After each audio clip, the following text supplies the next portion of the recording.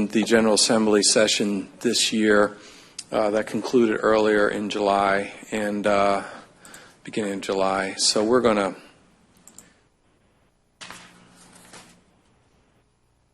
there we go.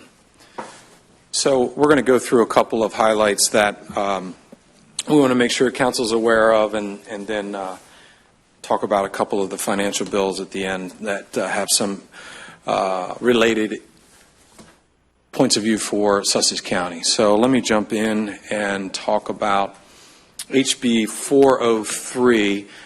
This was the assessment legislation that Sussex County helped draft with Kent County and Newcastle County.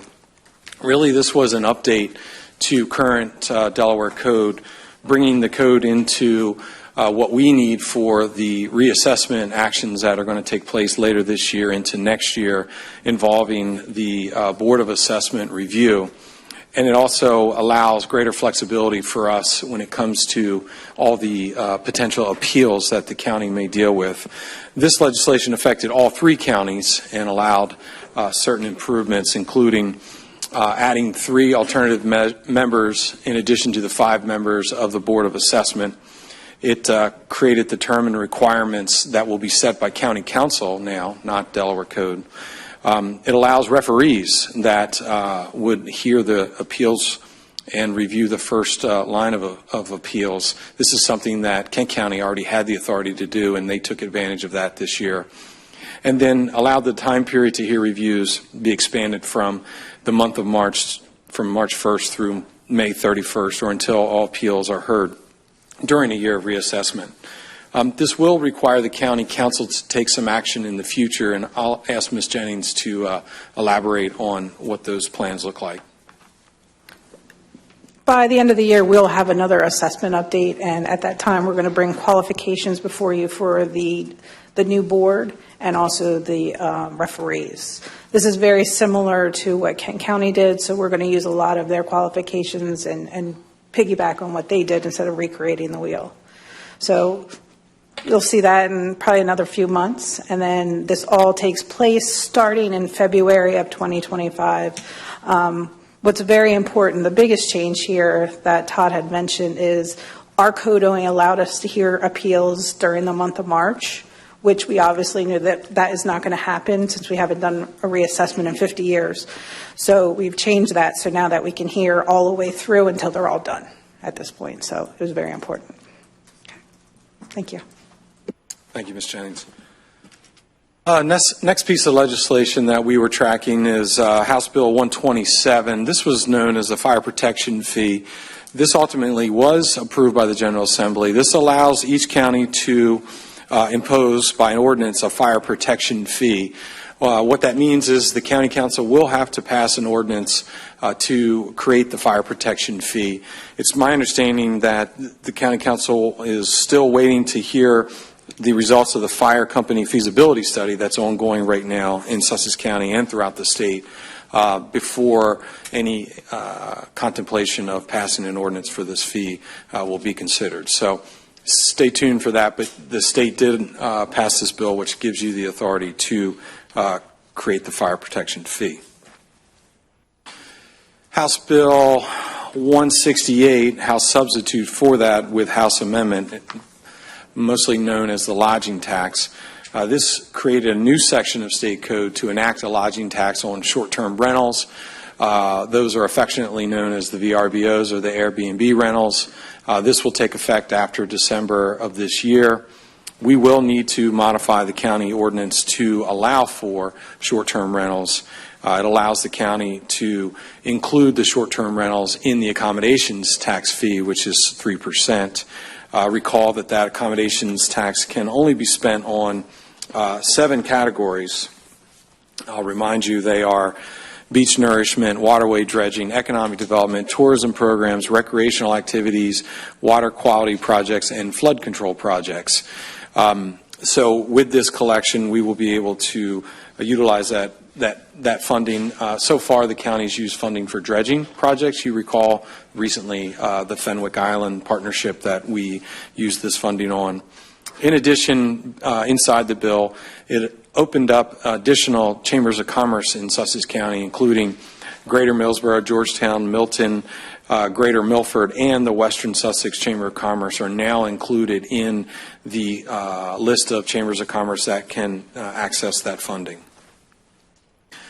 In addition to that bill, Senate Bill 244, the lodging tax bill, was approved, and this extended that list of eligible funding for the accommodations tax to include workforce and affordable housing programs. So that list of 7 that I just read off will now include this additional workforce and affordable housing program as an eligible expense for the accommodation tax or the lodging tax. That was a bill that was put forth by Senator Huxtable, and it was approved.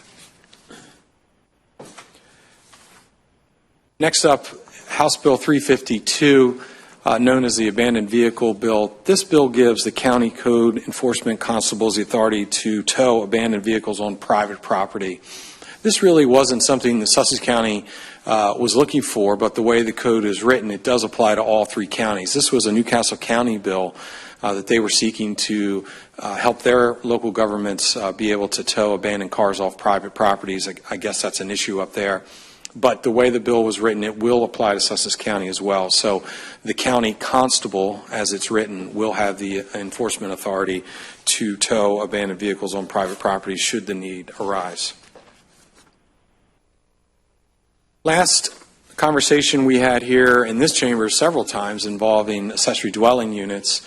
The Senate was considering SB 23, which was accessory dwelling unit legislation that allowed ADUs throughout the state in all 3 counties and municipalities.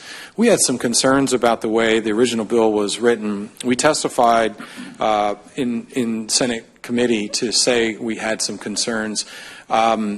The author of the bill, Senator Huxtable again, to his credit, did decide to delay the bill and take another look at it, added some changes to it, and ultimately this bill did not go through. I guess it just lost momentum. It was not approved. So in that same time period, Sussex County passed its accessory dwelling unit bill. So now we have our own ordinance for ADUs in Sussex County, which I think you all agree is the priority here for us, is to be able to pass local legislation that applies to Sussex. All right, last slide involving the financials in this year's budget. A couple things that are related to Sussex County. Again, I'll turn to Ms. Jennings to go over the top list of state budget items that are incorporated. So they put in another $1 million over the 30% that we usually get for EMS. Now, this would be the 3rd year that they have done that, but it's definitely not guaranteed. So it was a nice surprise to see that. We did notice that the state is giving more money to the fire companies in different categories, whether it's maintaining a fire truck or if they have an aerial truck. Also, they've given more money if they own an ambulance as well. There is still the funding for 3 additional troopers over the next 3 years. As you know, we're on our 2nd year, so we'll have 1 more year after that, and they are funding their promise to their half. And the $200,000 for the kitchen incubator is in there as well. And we have been getting that the last few years. And in the bond bill, you'll see that there was money for Delaware Coastal Airport. The $1 million was to help with the extension, and then there's another $50,000 in to help with the school out there, the flight school. And then $1 million for the municipal building. As you know, we're partnering with Dewey Beach and where our paramedic station is. So we felt that was important. And they also have funding again in there like they did last year for the new Troop 4 in Georgetown. Okay, I think that wraps up. Yeah, that's the end of the slideshow. So again, bills that we were tracking are bills that we had asked for. Probably the most important win for us was the update on the way assessment rules are outlined in Delaware Code. Since we had not done reassessment before, for us to be able to change the code in anticipation for reassessment and the appeal process was very important this year. I'll stop there and see if there are any questions. No questions. Okay. I will jump to the admin report.